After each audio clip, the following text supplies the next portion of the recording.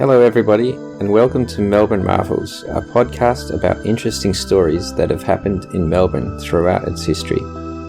Today's episode is the final instalment of a 4-part series on the escaped convict William Buckley, who lived with the Wathaurong aboriginal people for 32 years between 1803 and 1835.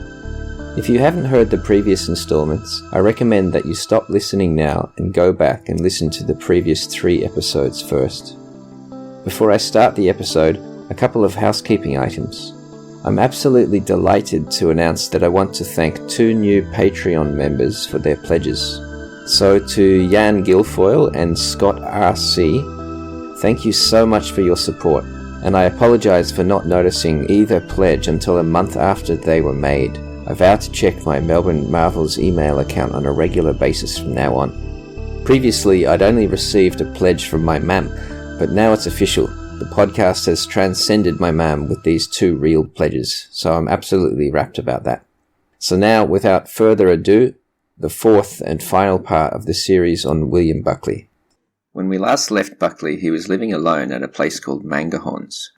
He had set up a hut here by himself in order to avoid the incessant internecine violence between the different Aboriginal mobs. After a few months here, Buckley left and made a sturdier hut at the Curragh River because the area was amply supplied with edible roots. While the area also contained plenty of kangaroo, he was unable to catch any because he had no dog with which to hunt them. Soon a new winter set in, and Buckley, exposed to the elements, suffered badly from the cold and wet climate. One day he noticed a large school of bream swim up the river from the sea. He followed along and noticed when they turned around. Buckley decided to run down the river and construct a trap made from branches and faggots to catch them before they arrived. To his delight, the plan worked and he caught a large number of the bream. He had enough fish to last him for a few days, so he dried them in the sun on top of his hut roof. One day a group of Aboriginal people arrived, 2 men, 2 women and some children. They were old friends of Buckley's from his former mob, and though he had sworn to live alone only months previously, he was delighted to see his former kin.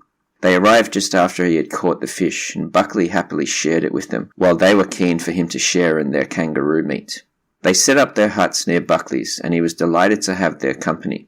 As the days passed, it was seen that Buckley's fishing traps were highly successful, and so it was decided that the rest of the mob, who were in another location, should be fetched in order to share in the abundance of food.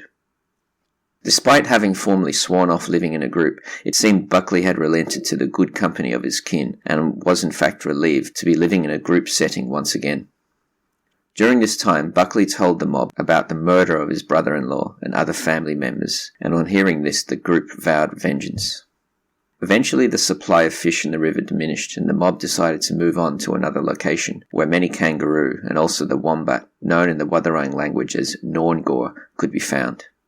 At this point in the book, Buckley gives a fascinating insight into how the wombat were hunted, which he relates thus, quote, "The wombats are killed in the following way.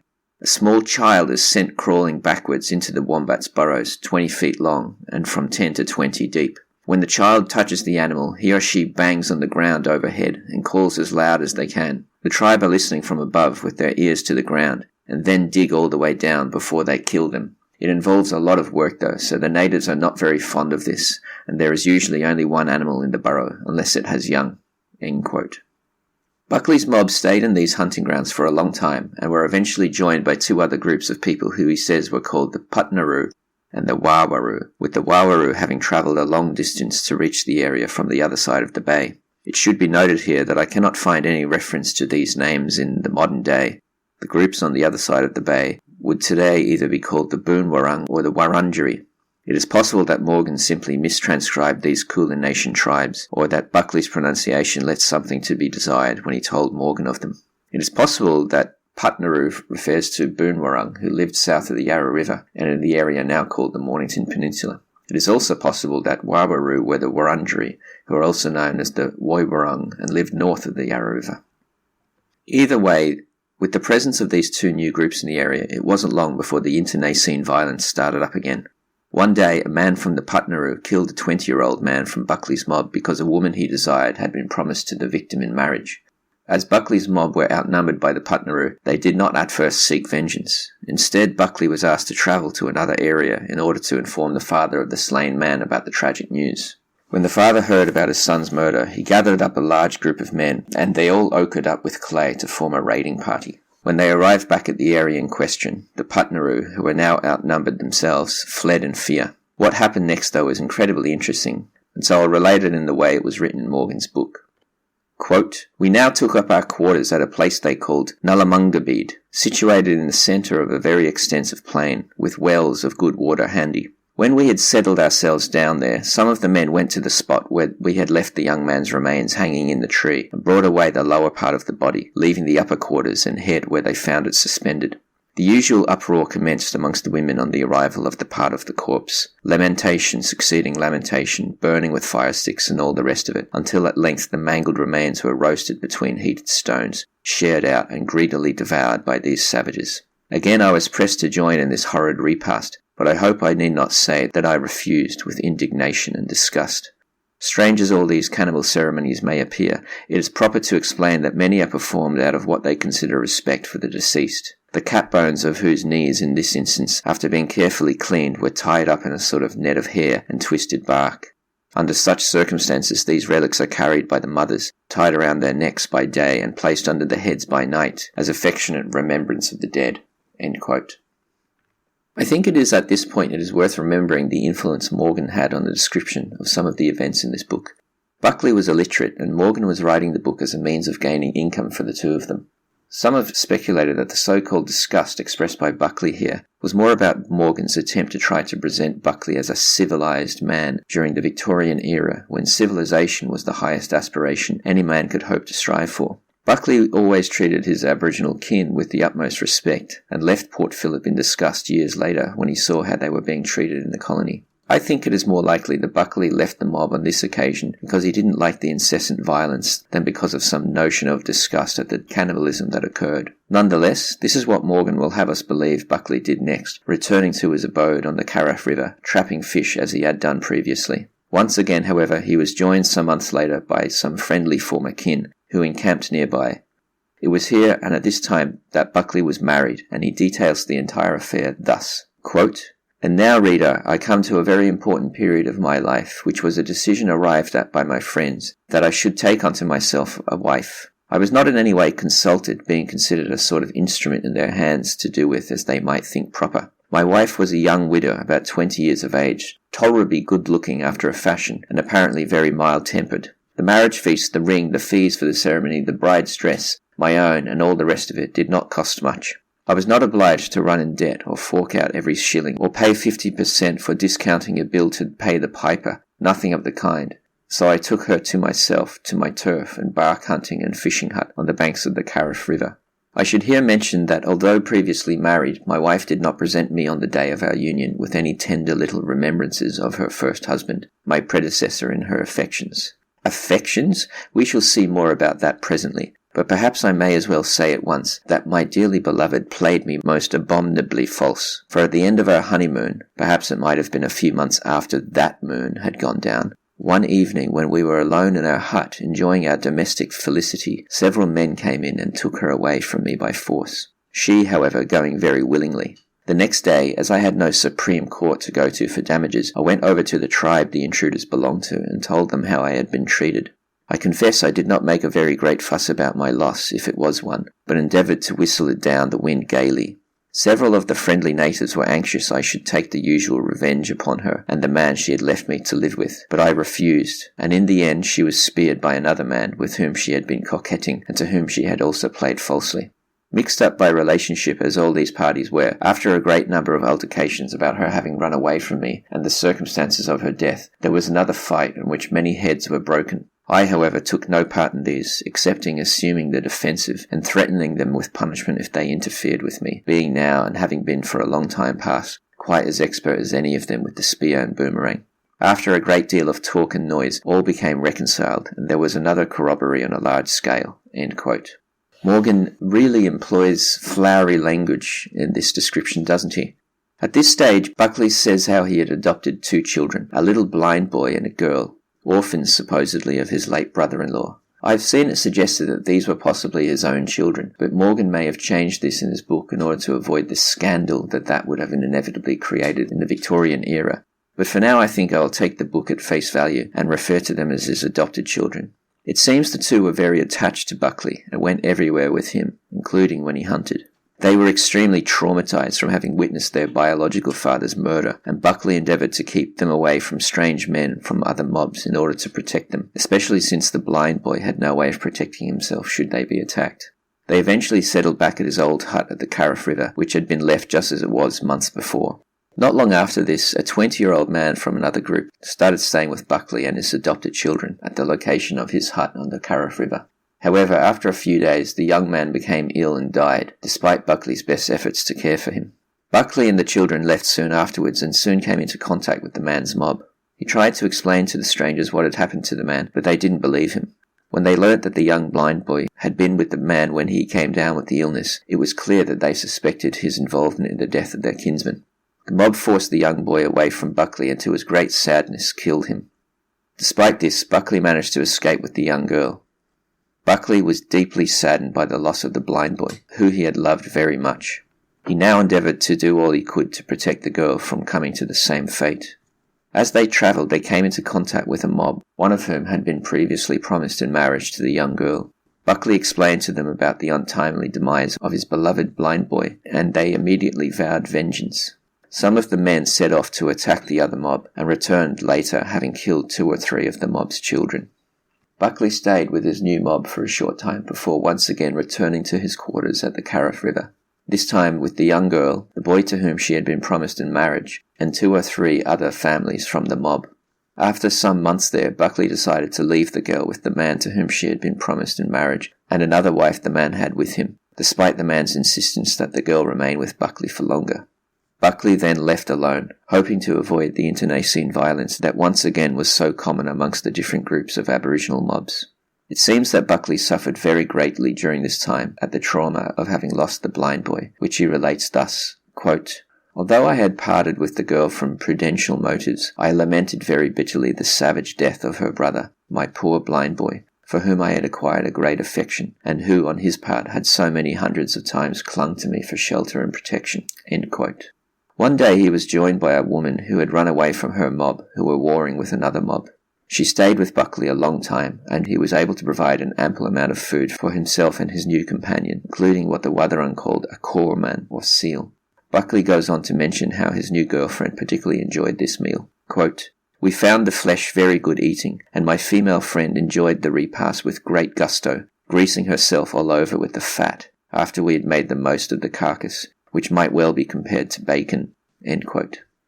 It seems Buckley then spent a number of cold winter months travelling about with the woman, staying mainly in caves along the coast.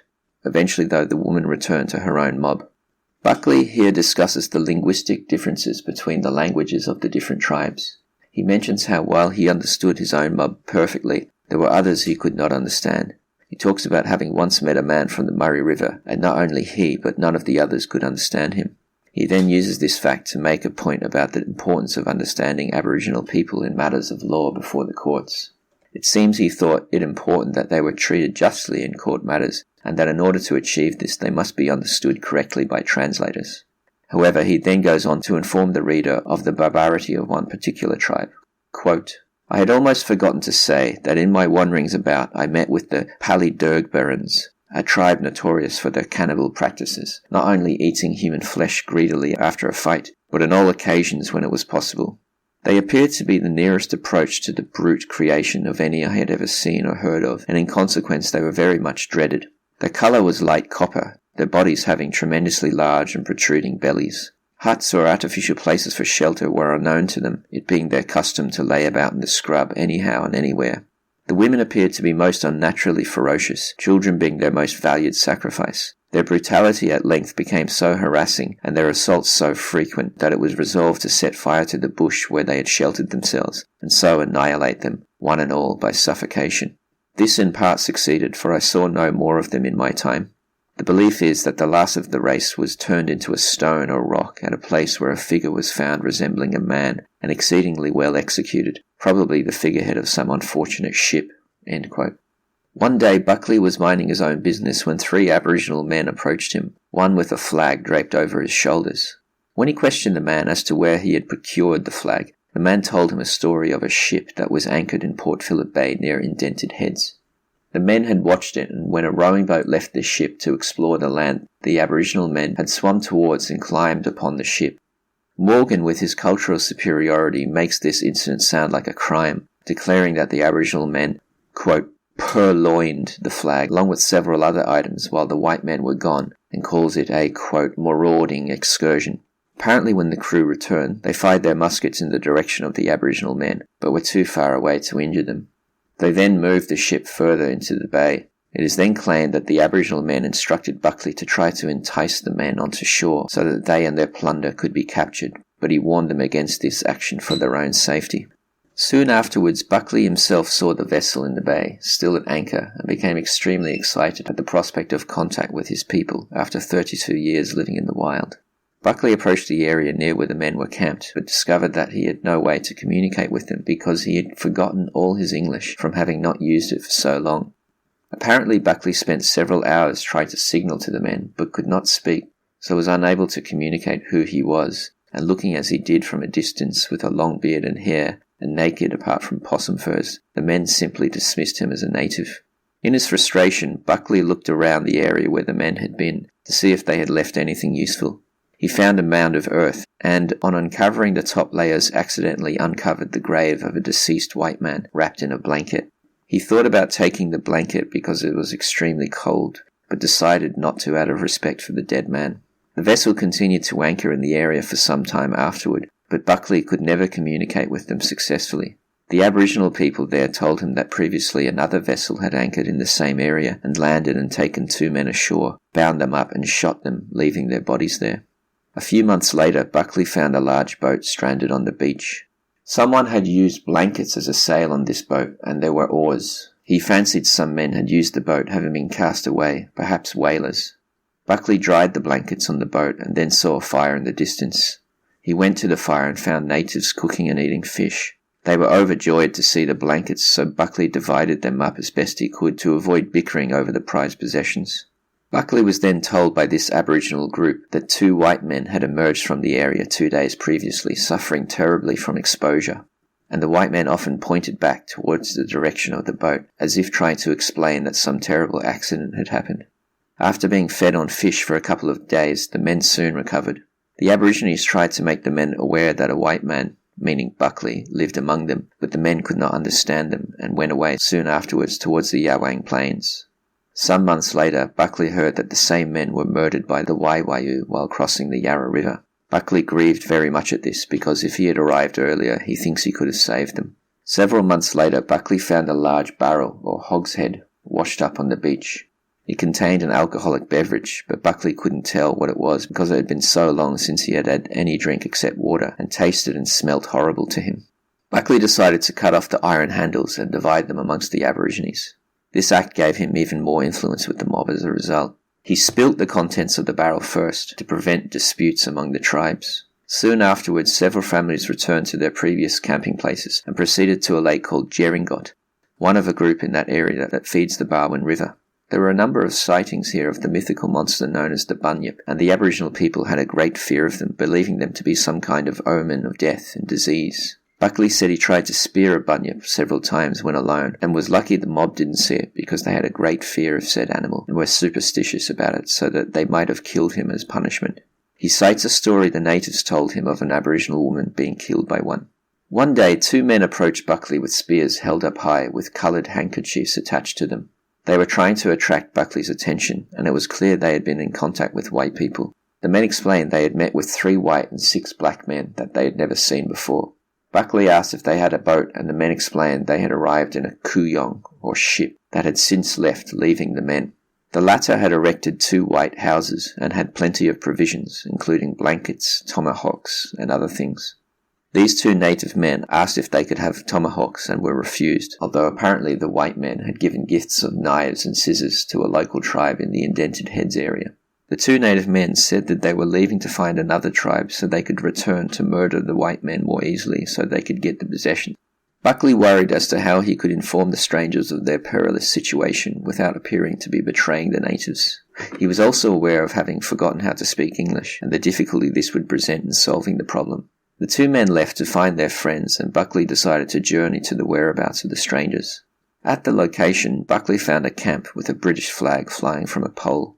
Overwhelmed with feelings of anxiety, Buckley worried about what sentence might be imposed on him if he were returned to civilization. Suddenly a white man got up with a bucket and walked towards a nearby well, and Buckley followed him. The following is what transpired thereafter. Quote, "From the well I had a good view of all about me, and observed that the natives had pitched their tents near those of the white men, the former being seated round their fires, evidently in great excitement. Presently some of the natives saw me, and turning round pointed me out to one of the white people, and seeing they had done so, I walked away from the well, up to their place, and seated myself there, having my spears and other war and hunting implements between my legs. The white men could not make me out, my half-caste colour and extraordinary height and figure, dressed or rather undressed as I was, completely confounding them as to my real character. At length one of them came up and asked me some questions, which I could not understand, but when he offered me bread, calling it by its name, a cloud appeared to pass from over my brain, and I soon repeated that and other English words after him. Somehow or other I soon made myself understood to them as not being a native born, and so the white men took me to their tents and clothed me, giving me biscuit, tea and meat, and they were indeed all very kind in every way. My sensations that night I cannot describe, and before I closed my eyes, I offered up to God fervent prayers of thankfulness for my deliverance, for although I saw great danger to the newcomers, in consequence of their weakness in numbers, compared with the strength which could be brought against them, yet I thought it certain they had resources in reserve, which might be made available, even if the first party was doomed to be sacrificed." End quote. While Buckley was still not able to communicate effectively, he showed the men a tattoo of his initials, WB, which he had decades before had written on his arm. The men took pity on him, fancying him for a shipwrecked castaway, and treated him with great care. Slowly he started to understand more and more of what they were saying, and he was able to understand that the men had designs on staying in the area and settling the country. He goes on, quote, "They had seen several of the native chiefs, with whom, as they said, they had exchanged all sorts of things for land, but that I knew could not have been, because, unlike other savage communities or people, they have no chiefs claiming or possessing any superior right over the soil, theirs only being as the heads of families. I also knew that if any transactions had taken place, it must have been because the natives knew nothing of the value of the country, except as hunting grounds, supplying them with the means of present existence. I therefore looked upon the land dealing spoken of as another hoax of the white man, to possess the inheritance of the uncivilized natives of the forest, whose tread on the vast Australian continent will very soon be no more heard, and whose crimes and sorrows are fast fading away amongst other recollections of the past." End quote. The men informed Buckley that the ship which had landed them in the area would be returning from Launceston in the coming days, carrying many people and supplies. Soon afterwards the large group of men arrived and camped in the area, as Buckley had feared, and he now tried to think of a way to prevent a massacre. Indeed, the Aboriginal men informed Buckley that they would soon attack them, and that if he did not participate he would also be killed. To this threat, Buckley cleverly pretended to be on the side of the Aborigines, but he urged them to postpone their attack for a few days until the ship arrived with more supplies to plunder. However, when the ship had not come for a couple of days, the Aboriginal men grew impatient and informed Buckley they wished to attack imminently. At this, Buckley informed the white men to be on guard for an attack, which he had not done previously, and armed himself with a gun which he used to threaten the Aboriginal men if any of them killed one of his white peers. He pacified them with the promise of presents from the ship when it did arrive. The Aboriginal men accepted this and busied themselves with hunting and fishing while they waited for the ship. The next day Buckley spotted the vessel on the bay, and he informed both the white men and the Aboriginal men, who were extremely excited at the prospect of provisions.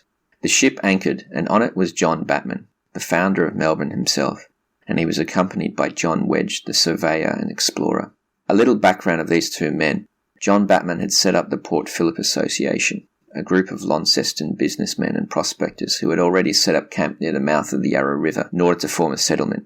Batman had controversially acquired land from the local Aboriginal people, who, as Buckley had suspected, were tricked into the agreement. Batman had since returned to Launceston to fetch his wife and more supplies.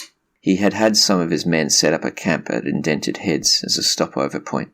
Not only was Batman's new settlement controversial for duping the local Aborigines, He had failed to gain permission for the settlement from the Governor of New South Wales, and the Port Phillip settlement was, according to the British Crown at least, part of the colony of New South Wales at the time. John Wedge was to aid Batman in surveying the land, which he claimed to have purchased from the Aborigines. The two men came ashore from the main vessel in a small rowing boat, and when they landed they were shocked to see Buckley, the giant wild white man as he was. Batman asked him many questions, and Buckley informed him that he had arrived on a ship, as he thought, about 20 years previously. Remember, it was actually 32 years since Buckley had absconded from the settlement at Sullivan's Cove. Buckley then tried to impress on Batman the importance of providing the Aboriginal men with gifts, since they had been waiting for them so patiently for the past few days. Batman was happy to concur, and had bags of bread and biscuits passed out among them. That night the Aboriginal men had a corroboree, which delighted the visitors. At this time Buckley expressed to Mr. Wedge his worries about his possible punishment at having escaped the convict settlement so many decades previously. Wedge promised to represent Buckley in a favourable light, with a view to gaining a pardon from Lieutenant Governor Sir George Arthur, who was then based at Hobart. The ship left the following day to bring the message to Hobart, leaving Batman, his wife, Wedge and some others to continue the preparations for the settlement on the Yarra River. Soon afterwards, Wedge approached Buckley with a request to accompany him on an exploration inland. Wedge was fully aware of Buckley's usefulness, being fluent in the local languages, and Buckley was happy to comply. They travelled around a wide area in Wathaurong country, both inland and to the coast as far as Buckley's old fishing grounds on the Caraff River. On this expedition, Buckley proved very useful as a translator. Not long after they returned from their expedition, with the message that Arthur had agreed to pardon Buckley and he would be allowed to move to Van Diemen's Land. Buckley was absolutely delighted at this news. For decades he had roamed the wilderness, lost from his own culture, and with the cloud hanging over his head of being a convict. Now he was officially a free man, and he spoke thus, quote, "I can now once more raise my thoughts, my unshackled mind and hands, to heaven as a free man. I can now offer up my prayers of praise and thankfulness to God for my extraordinary deliverance, and for his wonderful preservation of me during so long a period. My heart beats high with joy, almost to its bursting." So what happened to Buckley afterwards? It appears he joined the settlement at the Yarra River in the employ of at first the Port Phillip Association and later the local government. He is credited with helping to prevent a massacre here. The story goes that Derrimut, a friendly Boonwurrung man, as part of his duty of hospitality, informed some of the settlers of the intentions of some of the upcountry tribes to massacre all the whites who had started to build huts on the new site at Melbourne. Buckley is credited with translating the message so that they fully understood Derrimut's pleas and armed themselves with weapons to deter the attackers who afterwards left. Employed by the government of the new settlement, Buckley became quickly disenchanted with his role when it became clear that many of those in power would not listen to his recommendations, and he was particularly unhappy with the treatment of the Aboriginal people. He was usually asked to translate in matters of dispute between the Aborigines and the settlers. He relates a case where a great injustice was almost carried out against a young Aboriginal man as an example of the kind of prejudice he constantly had to deal with in representation of the original owners of the land.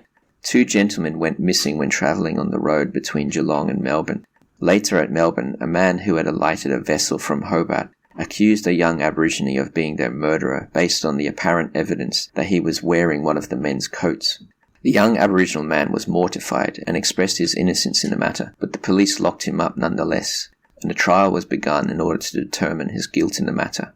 The accuser was adamant in court that the coat belonged to his former colleague who was missing, and that this proved the guilt of the Aboriginal man in question. Buckley, translating for the accused, was 100% sure of the latter's innocence, but it was only when another man came forward after overhearing Buckley talking frustratedly about the case to a friend to say that he had given the coat to the young Aboriginal man for some work he had done for him, that the charges were dropped. Thus, Buckley left Melbourne frustrated and sailed for Hobart in December 1837. Here he found work first at the immigrants' home and later the female nursery. At the former, he befriended an Irish family, the husband and father of which, Daniel Higgins, was later killed by Aboriginal people on an expedition to the mainland at the Murray River. Later, Buckley married Higgins' wife, Julia, and adopted her daughter, Mary Ann, living out his remaining years with a humble income. William Buckley died in 1856 at the age of 76, just outside of Hobart, after he fell from the gig being pulled by his horse. So there you have it, The Fascinating Life of William Buckley. I hope you've got something out of this series. It's a fascinating story and it has taken quite a bit of time to do it some justice. Now I intend to go back and re-edit some of the episodes I had previously made and do them more justice before re-releasing them. Namely, the Westell UFO incident of 1966 and the story of the Cranbourne meteorite. Also, a previous episode I did on shark attacks that have occurred throughout history in Port Phillip Bay. Please don't forget to subscribe on Apple Podcasts. Alternatively, I can be found on Spotify, Android podcast players, and YouTube under the name Melbourne Marvels. My name is Eamon, and thank you very much for listening.